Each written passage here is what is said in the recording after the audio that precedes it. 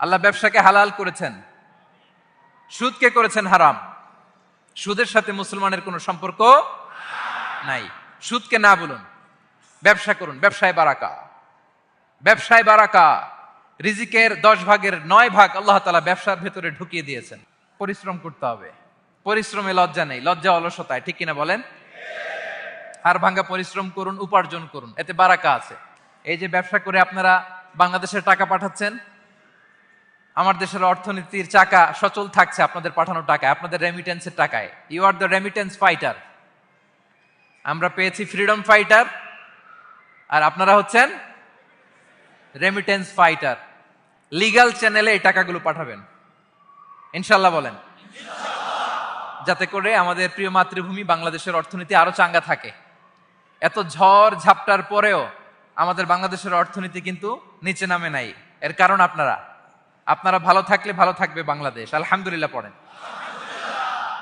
আর হালাল মেনটেন করতে হবে ব্যবসায়।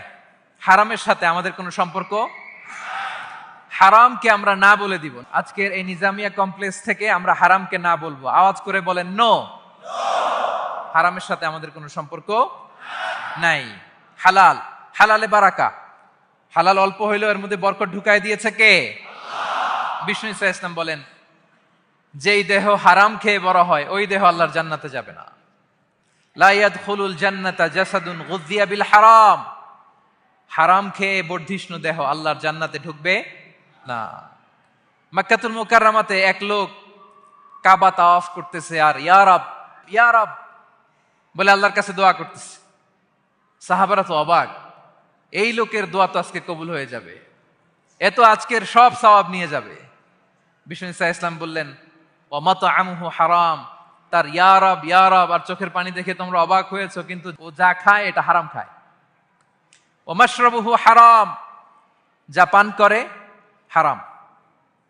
মালবাসুহু হারাম, ওর গায়ের জামাটা হারাম।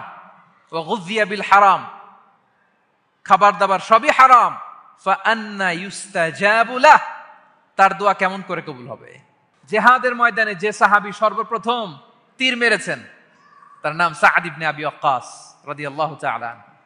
তিনি বিশ্বনবীকে বললেন, ইয়া রাসূলুল্লাহ উদু আল্লাহ আইয়াজআলানি মুস্তাজাবাদ দাওয়া। হে নবী, আপনি আমার জন্য দোয়া করেন আল্লাহ যেন আমাকে মুস্তাজাবুদ দাওয়া বানায়। মুস্তাজাবুদ দাওয়া মানে এমন ব্যক্তি যে ব্যক্তি দোয়া করতে দেরি কিন্তু সে দোয়া কবুল হতে দেরি হয়। বিশ্বনবী বললেন, ইয়া সাআদ, তোমার মুস্তাজাবুদ দাওয়া হওয়ার বড় শখ। আতিব মাতআমাক, যেটা খাবা হালাল খেও, তাকুন মুস্তাজাবুদ দাওয়া। যেটা খাবে হালাল খেও, হালাল খেলেই তুমি মুস্তাজাবুদ দাওয়া।